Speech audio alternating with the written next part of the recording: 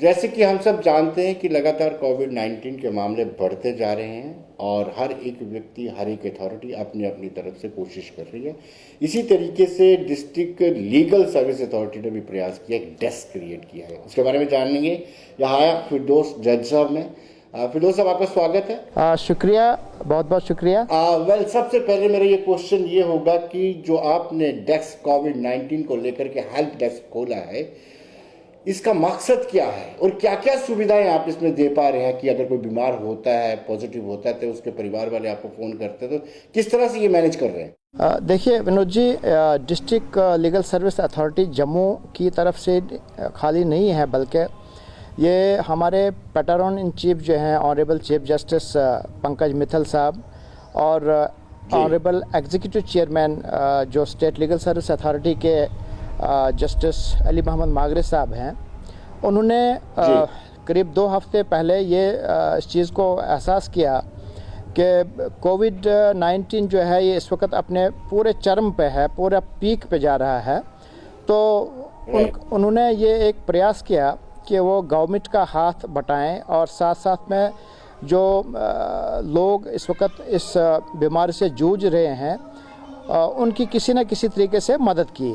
तो honourable executive chairman Ali Mohammad Magray साहब ने एक डायरेक्शन दी पूरे Jammu Kashmir including UT of Ladakh कि भाई वो हर डिस्ट्रिक्ट में इस किस्म से हेल्प डेस्क क्रिएट करें कि जितने भी इस बीमारी से लोग जूझे हुए हैं या इस बीमारी से लोग पीड़ित हैं, उनको किसी न किसी तरीके से सहायता करें। तो उसी डायरेक्शन के तहत चूँकि मैं इस वक्त बतौर secretary district legal service authority Jammu को हेड कर रहा हूँ, तो मैंने पूरे डिस्ट्रिक्ट जम्मू को करीब 6 या 7 जोन में डिस्ट्रीब्यूट किया। 6-7 जोन में डिवाइड करके मैंने जो हमारे पैनल पे कुछ लायर्स होते हैं और उनके साथ पैरा लीगल वॉलंटियर्स होते हैं, उनको मुख्तलिफ एरियाज़ जो हैं उनको असाइन किए और उनके नंबर जो हैं पूरा प्रिंट मीडिया और इलेक्ट्रॉनिक मीडिया को दिया कि ये नंबर किसी न किसी तरीके से आम लोगों तक पहुँचे, ख़ासकर उन लोगों तक जो इस बीमारी से पीड़ित हैं, ताकि उनको कोई न कोई सहायता मिले। और हम पिछले 4 रोज़ से ये डेस्क जो है 24/7 काम कर रहा है और इसको एग्जीक्यूटिव चेयरमैन साहब जो हैं हफ्ते में कम से कम 2 बार पर्सनली मॉनिटर करते हैं और वो इंश्योर करा रहे हैं कि जितने भी डिस्ट्रेस लोग हैं, जो डिस्ट्रेस कॉल्स आती हैं इन हेल्प डेस्क को, उनको किसी न किसी तरीके से मदद मिली जाए। हमने ये देखा कि पिछले 2 या 4 दिनों में जब से हमने ये हेल्प डेस्क क्रिएट किए, बहुत सारी कॉल्स हमें मौसूल हुई जिनमें लोगों को राशन की कमी थी, जिनमें लोगों को ऑक्सीजन की कमी महसूस हुई, जिनमें लोगों को घर में गैस नहीं था, पानी नहीं था, कई लोगों को दवाइयों की ज़रूरत थी। तो हमने एक काम किया है कि हमने side by side government district administration को भी ऑन बोर्ड लिया है, जिसमें अपने डिप्टी कमिश्नर साहब जम्मू हैं, एसएसपी साहब जम्मू हैं, चीफ मेडिकल ऑफिसर साहब जम्मू हैं। तो हमारे जो ये रिटर्नर लॉयर्स हैं या पीएलवीज जो हैं, इन्होंने जब भी इनको कोई डिस्ट्रेस कॉल आती है तो वो फ़ौरन अपने अपने उस जुरिस्डिक्शन के मुताबिक वहाँ के नियरेस्ट मजिस्ट्रेट से रब्ता करते हैं और उनकी नोटिस में लाते हैं कि फ़लाँ जगह पे अगर दवाई की कमी है किसी को, तो वो उनको दवाई की असिस्टेंस चाहिए होगी या मेडिकल असिस्टेंस चाहिए होगी, उसके लिए हमने कुछ डॉक्टर्स भी ऑन बोर्ड लिए हुए हैं। किसी को राशन। लेकिन फिर दोस्तों, मैं ये जानना चाहूँगा कि जो फाइनेंशियल इम्प्लीकेशन इसमें इन्वॉल्व होती हैं, फंडिंग ये डेस्क हेल्प डेस्क को कहाँ से हो पाती? देखिए, हम फाइनेंशियली उनको असिस्टेंस नहीं दे रहे हैं, क्योंकि देखिए मैं जब आपको कोई दवा की मांग करता है, जब कोई ऑक्सीजन की मांग करता है, मैं आपको कुछ मिसालें आपको दूं से किसी आदमी को दवाई की ज़रूरत है, जब वो कॉल करता है तो हमारा हेल्प डेस्क में जो पैनल लॉयर है या पैरा लीगल वॉलंटियर है, वो उससे पूछता है क्या आपके पास ऑलरेडी प्रिस्क्रिप्शन है या आपने किसी डॉक्टर से की असिस्टेंस लेनी है। तो अगर तो उसके पास प्रिस्क्रिप्शन है तो वो फ़ौरन वो प्रिस्क्रिप्शन लेके अपने सीएमओ कंसर्न से बात करेगा, बीएमओ कंसर्न से बात करेगा। अगर तो वो दवाइयाँ उनके पास अवेलेबल होंगी तो वो with the help of police या with the help of paralegal volunteer वो जितनी भी अद्वियात हैं वो वहाँ तक मैसर करवा सकते हैं। अगर उनके पास नहीं है तो उस सूरत में उनको कहा जाता है कि इसमें पेमेंट का जो है इतना दवाई आ रहा है, तो वो वहाँ पे वो खुद आदमी जो है वो देने के लिए तैयार करते हैं और हम उसको फैसिलिटेट करते हैं। या कई बार ऐसे हमारे पास लोग हैं जिन्होंने खुद ये कह के रखा कि अगर किसी को दवाई की ज़रूरत है उसका जितना भी खर्चा आता है वो हमें बोला जाए, तो उस तरीके से हम उस आदमी को कांटेक्ट में लेते हैं और उसको वो प्रिस्क्रिप्शन देते हैं, वो दवाइयाँ खुद खरीद के हमें देता है और थ्रू पीएलवी या थ्रू अदर एजेंसी हम वो उसके डोर स्टेप पे डिलीवर करवा लेते हैं। और ये सुविधा उस आदमी को घर में बैठे बैठे ही मिल जाते। इसी तरीके से मान लीजिए किसी को राशन की कमी है, जब राशन की कमी है तो हम कंसर्न मैजिस्ट्रेट को या कंसर्न एसडीएम की नोटिस में ये चीज़ लाते हैं और वो देखते हैं कि उनकी जुरिस्डिक्शन में अगर वो बंदे रहते हैं तो वो तुरंत वो इंश्योर कराते हैं कि वो राशन उनको जो है डोर स्टेप तक मिल जाए, उनके घर तक पहुंच जाए। वो राशन जो है बाज़ाफ्ता गवर्नमेंट प्रोवाइड करती है, वो गवर्नमेंट का राशन जाता है और गवर्नमेंट ही प्रोवाइड करती है, हम सिर्फ उनको फैसिलिटेट करते हैं। या इसी तरीके से कोई एनजीओ है, यहाँ पे बहुत सारी एनजीओज हैं जैसे रोटरी क्लब है और भी बहुत सारी एनजीओज हैं, उनको भी हमने ऑन बोर्ड ले रखा हुआ है। कहीं पे वो फूड प्रोवाइड करते हैं, कहीं पे ऑक्सीजन प्रोवाइड करते हैं। तो इस तरीके से हमने एक प्रयास किया है डिस्ट्रिक्ट लीगल सर्विस अथॉरिटी ने कि हम साइड बाय साइड गवर्नमेंट का भी सपोर्ट करें और साइड बाय साइड लोगों को भी सहायता करें। फिरोज साहब, एक सवाल ये भी उठता है कि कोई अगर शिकायत करता है कि हमें किसी डॉक्टर ने चेक नहीं किया, कोई अगर ये शिकायत करता है कि हमने फलां जगह से ऑक्सीजन ली और उन्होंने महंगी दी या ब्लैक मार्केटिंग हो रही है, क्या इस पर डेस्क कोई एक्शन ले सकता है या फिर लीगल सर्विस अथॉरिटी पर कोई ऐसे राइट्स हैं कि उसके खिलाफ कार्रवाई करें? देखिए, डेफिनेटली अगर इस किस्म की शिकायत, अभी तक तो वैसे हमारे किसी भी डेस्क में इस किस्म की शिकायत नहीं आई, लेकिन अगर ये चीज़ शिकायत आती है तो हम इसको फ़ौरन जो है डिप्टी कमिश्नर और एसएसपी की नोटिस में लाएंगे और उसके खिलाफ district legal service authority recommend करेगी कि उसके खिलाफ कानूनी एक्शन किया जाए। जो भी प्रोवाइडेड जो प्रोविज़न होंगे, पैनल प्रोविज़न होंगे, उसके तहत कार्रवाई की जाएगी। लेकिन अभी तक एज सच जो है ऐसी कोई शिकायत नहीं आई है और अभी तक हर किसी ऑर्गन ने जो है वो कोऑपरेट किया है हमारे साथ। जी फिरोज साहब, ये सो मोटो कॉग्निजेंस ले सकते हैं आप? आपने अखबार में पढ़ा कि वहाँ फलां जगह पे मौत होती है, डेड बॉडी नहीं। देखिए, इसमें कॉग्निजेंस वाली क्या बात है, हमने कॉग्निजेंस को जुडिशल साइड से नहीं लेना है। हम ये एक ऐसा लीगल सर्विस अथॉरिटी एक ऐसी अथॉरिटी है कि जो गवर्नमेंट और लोगों के दरमियान एक ब्रिज का काम करती है। अगर कहीं इस किस्म का मसला हमारी नोटिस में आता है तो we will definitely take up this matter with the concern agency और वी विल इंश्योर कि ऐसा क्यों हुआ। अगर कहीं किसी की डेड बॉडी नहीं मिलती है, टाइम पे वापस नहीं मिलती है, तो ऐसा क्यों हुआ।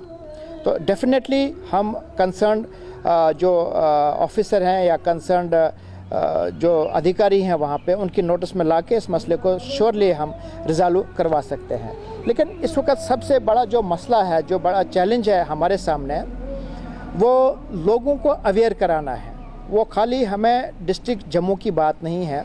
Jammu Kashmir legal service authority ने पूरे जम्मू कश्मीर, यूटी और लद्दाख की यूटी में ये डेस्क खोलने के अहकामात जारी किए हैं।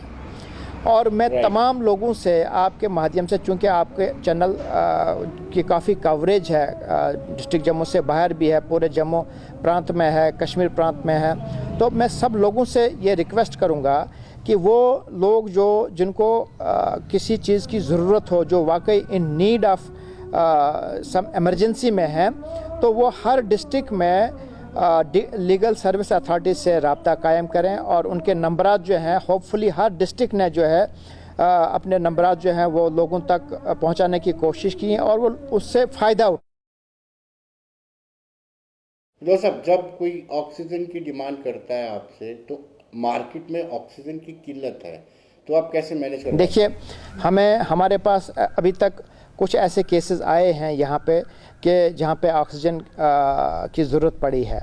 हमने रोटरी क्लब से अभी तक हेल्प ली है कि हम रोटरी क्लब ने प्रोवाइड किया है उन लोगों को अभी तक ऑक्सीजन देने के लिए, लेकिन उसके अलावा भी अब गवर्नमेंट ने नोडल ऑफिसर तैनात किए हुए हैं। जम्मू के लिए अलग है, जम्मू मेडिकल कॉलेज के लिए अलग है, श्रीनगर मेडिकल कॉलेज के लिए अलग है।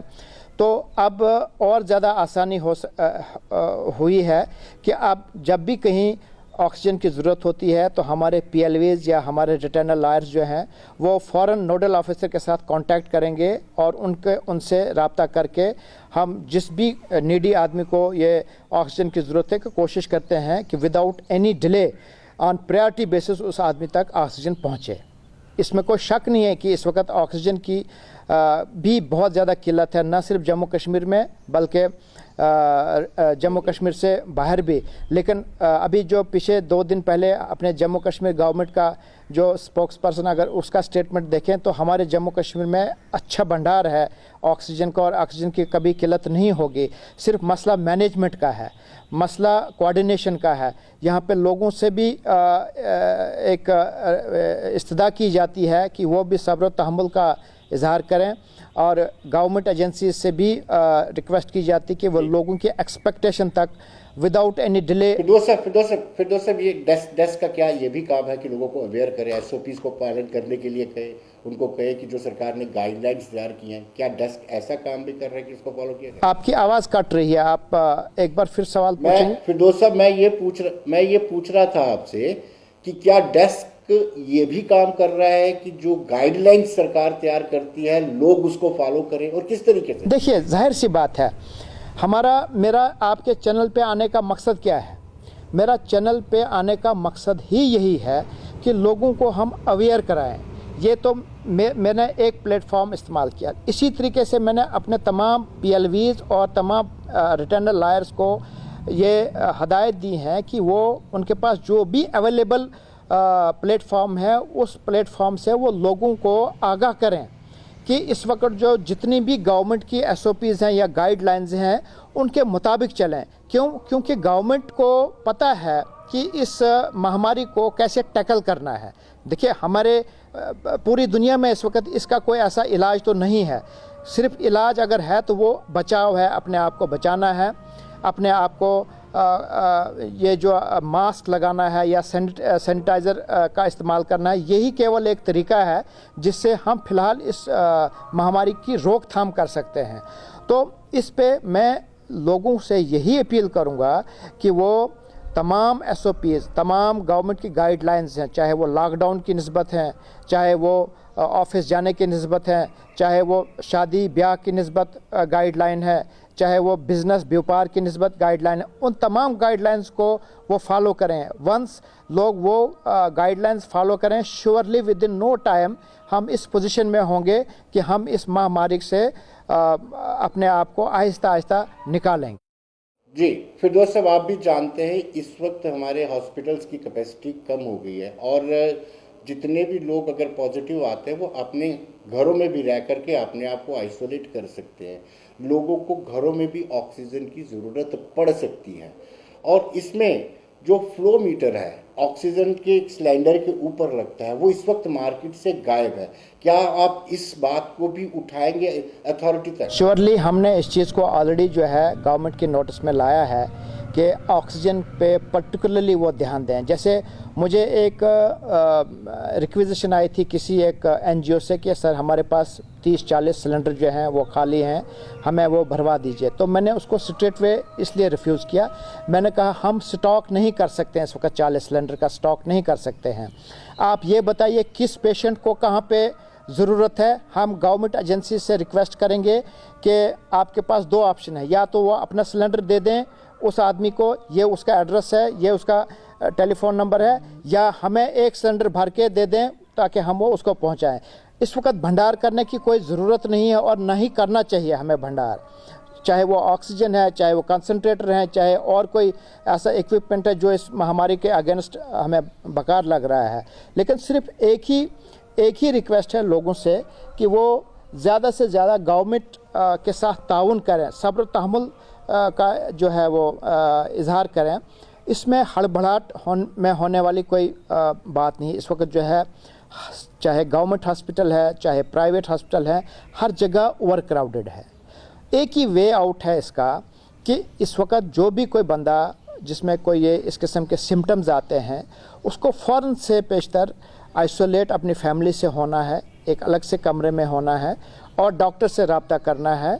डॉक्टर से रब्ता करने के बाद वो घर पे अपना इलाज शुरू करे, तब तक कि खुदा न खास्ता अगर उसका कहीं ऑक्सीजन सैचुरेशन लेवल बहुत ज़्यादा कम हो जाता है तब जाके उसको हॉस्पिटल शिफ्ट करें। अदरवाइज़ अननेसेसरी महज इस बात पे हॉस्पिटल पे न रश करें कि उसका टेस्ट पॉजिटिव आया, बल्कि टेस्ट पॉजिटिव आने पे उसको सब्र रखना है, उसको वाच करना है, उसको आइसोलेशन में होना है, डॉक्टर से रब्ता कायम करना है और अद्वियात का इस्तेमाल करना है। हाँ, जब वो ज़्यादा एग्रीवेट हो जाता है तो उस सूरत में वो अस्पताल का रुख करें। तो दोस्तों आखिरी सवाल आपसे, जो फरियादी आपसे फरियाद लगाता है क्या आप उसको संतुष्ट कर पाते हैं? क्या आपकी ये प्रायोरिटी रहती है कि कोई हमें डेस्क पर फ़ोन करता है तो हमने उसको सेटिस्फाई करना ही है? हमारी तरफ से भरपूर कोशिश होती है। मैं शाम को जो मुझे रिपोर्ट अपने पैरालीगल वॉलंटियर्स या पैनल लॉयर्स देते हैं तो उसमें मैं देखता हूँ एटलीस्ट डिस्ट्रिक्ट जम्मू से 60 से 80 या कभी कभार 100 आदमियों की लिस्ट आती है जिनको उन्होंने या तो वैक्सीनेशन करवाई होती है या वैक्सीनेशन के लिए रजिस्टर्ड करवाया होता है या कहीं मेडिकल हेल्प ली होती है किसी डॉक्टर के द्वारा या किसी को राशन मिला होता है। तो ये चीज़ खुद ही हमको संतुष्टि देते हैं। बहुत बहुत शुक्रिया फिरदौस साहब, धन्यवाद, थैंक यू।